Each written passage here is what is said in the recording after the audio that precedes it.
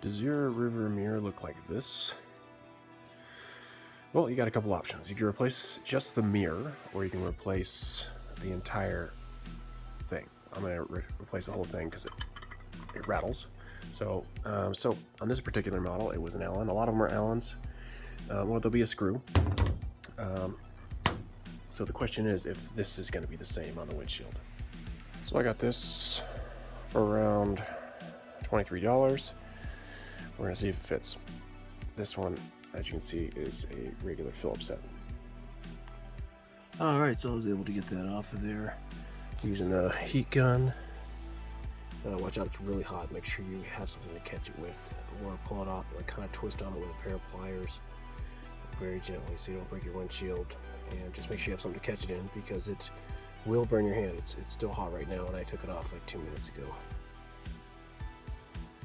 So yeah, there's a little difference. So here's the old existing one, here's the new one, side by side. They're a little different. So I'm gonna pop it off and glue on the new one so it fits properly, so it's not wobbling over. This one fit on, but it was wobbling all over the place, so I'm going to just get one of the adhesive sticks you can get from the hardware store and put it on so that it fits properly. You're probably gonna have this leftover adhesive on there. It's really hard. I'm gonna try to just heat it up some more and scrape it off. See if it works. Oh yeah, that worked. There's still a little bit there. I'll wipe it off with some kind of adhesive remover. But yeah, it came right off on the scraper, so piece of cake. Yeah, so I just went ahead and used some glass cleaner and some elbow grease and cleaned it all the way off. So if you care, you should have measured from the top, or measured to see where it was originally. I'm gonna probably just go about 3 inches down from this top tint mark.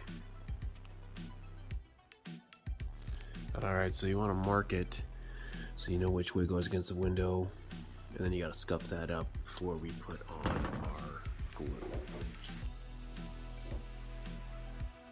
Alright, so I scuffed that all up, and I marked that. This side goes towards the windshield, and I put a little arrow on that just to dummy it up a little easier. So when you're doing your glue, you put it on the windshield like this, and it goes up.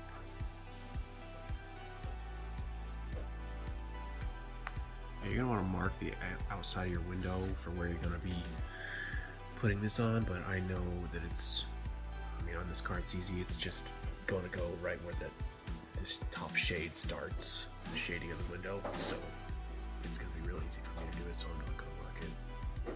So it's a two-step process. First is to clean and prime both surfaces with this, and then put this on your button on the correct side and place to your windshield. And then I'm not going to put the mirror on for probably 24 hours.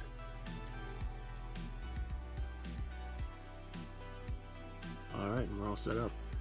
I probably use a little too much. You only need a little drop on there, but if you really care, you can go back around that with a razor blade and clean it up.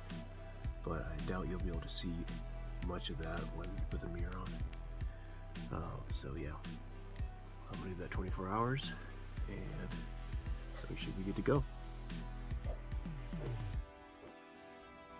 All right, so it's been probably 48 hours, so we're gonna go ahead and put her on out.